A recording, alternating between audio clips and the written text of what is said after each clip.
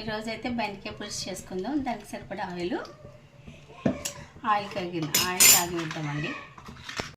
కాగిందండి, onions వేసుకుందాం.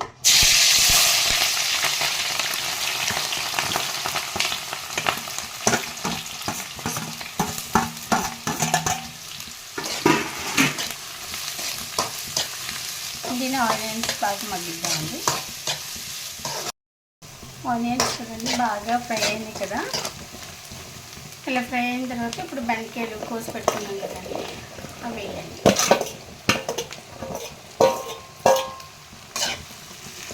వీటిని కూడా కాసేపు నూనెలో మగ్గించాలి.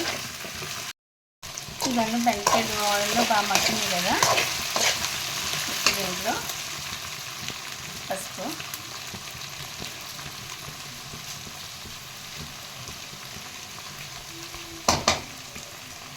కారం,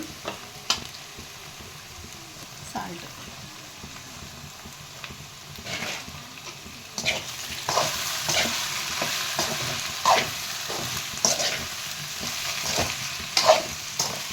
ఈ 2 నిమిషాలు ఇలా ఉంచిన తర్వాత అప్పుడు టమాటా ముక్కలు వేద్దామండి.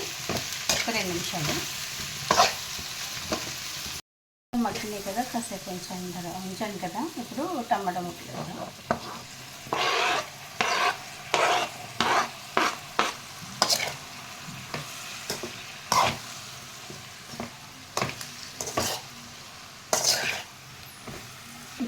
ఈ టమాటా ముక్కలన్నీ మెత్తగా మగ్గాలండి. మగ్గిన తర్వాత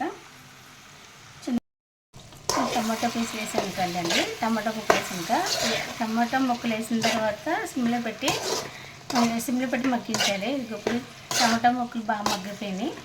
ఇందులో పులుసు పోసుకుందాం. పులుసు పోస్తున్నానండి, చింతపండు పులుసు. బెండకాయ ఎప్పుడు కొంచెం పులుపులుగా కారంగా ఉంటేనే బాగుంటుంది పులుసు.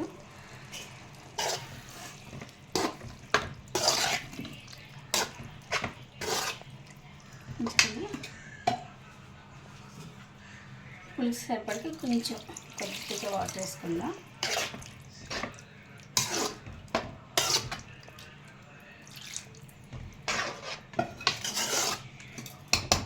దీన్ని సిమ్లో ఉంచి ఒక ½ అన్ అవర్ మగ్గిద్దామండి.